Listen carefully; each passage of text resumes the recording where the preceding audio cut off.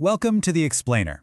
Today, we're diving into a Twitter space that started out as this really elaborate satirical performance, but what began with a bunch of jokes about cybersecurity and sex drives ended with a moment of raw, unfiltered reality that absolutely no one saw coming. And this is the exact moment the whole performance just shattered.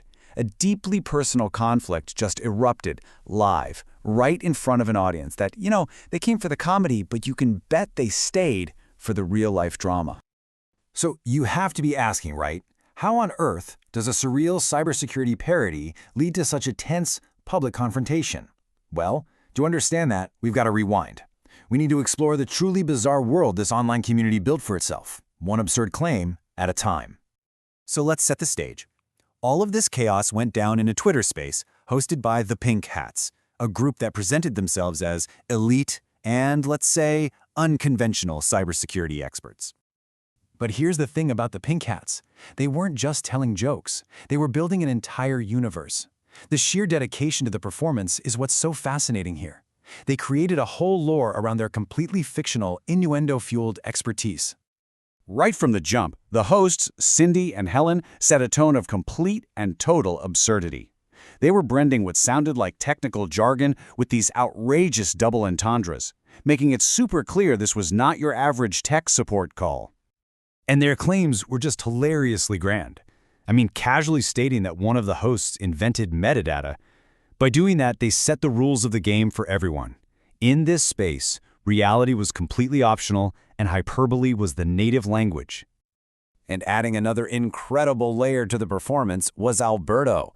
He played the part of this admiring, tech-illiterate fan, a stripper seeking guidance from the Pink Hats. He was the absolute perfect foil for their expertise, and it made the entire act feel so much more complete. This quote right here just perfectly captures the core of their parody. They took a really serious concept like cybersecurity and just smashed it together with the most ridiculous applications you could ever imagine.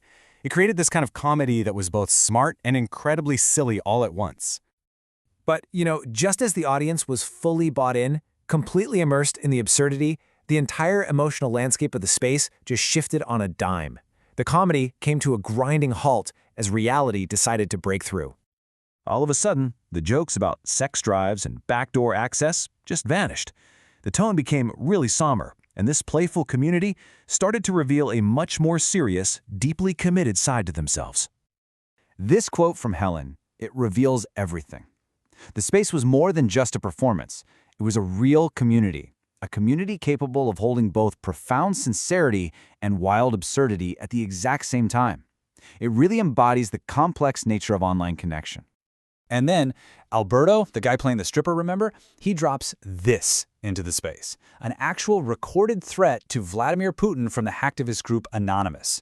Suddenly, the gravity of a real-world conflict was playing out right inside their satirical little world. And it's within this truly bizarre context, this whiplash between high-concept parody and deadly seriousness, that the performance finally and completely unraveled. You could say reality came calling. Literally.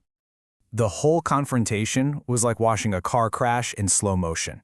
It just escalated, right? From a simple request to speak, to a direct accusation, to Alberto trying to delay, and finally, to this tense public standoff. The audience was just listening, completely captivated, as a private drama became public entertainment. So here we see this stark collision between two different Albertos. You had the character he was playing, the confident, funny stripper who was in on the joke, and then that character just evaporated, replaced by a real person who was clearly cornered, uncomfortable, and had completely lost control of the narrative. His plea right here just reveals the central tension of the whole moment. He's desperate to keep the performance going, to get back to the fun, but the intrusion of real life was just way too powerful to ignore. So, what can we take away from this chaotic, hilarious, and ultimately kind of cringeworthy series of events? Well, it perfectly demonstrates a concept that we can call the digital campfire. Think about it. What happens around a real campfire? People tell stories, they have serious heart-to-hearts, they joke around, and sometimes, they argue. This model helps explain how an online space can be all of those things at once. Silly, serious, and deeply personal, sometimes all in the same breath. In this one Twitter space, we saw every single element of a digital campfire. the absurd role play of the Pink Hats, the sincere community talking about Ukraine, the unscripted drama of that phone call, and the blurring lines where Alberto's performance met Alberto's reality. The whole complex, messy nature of our online lives was just laid bare for everyone to hear. And that leaves us with the central question, doesn't it?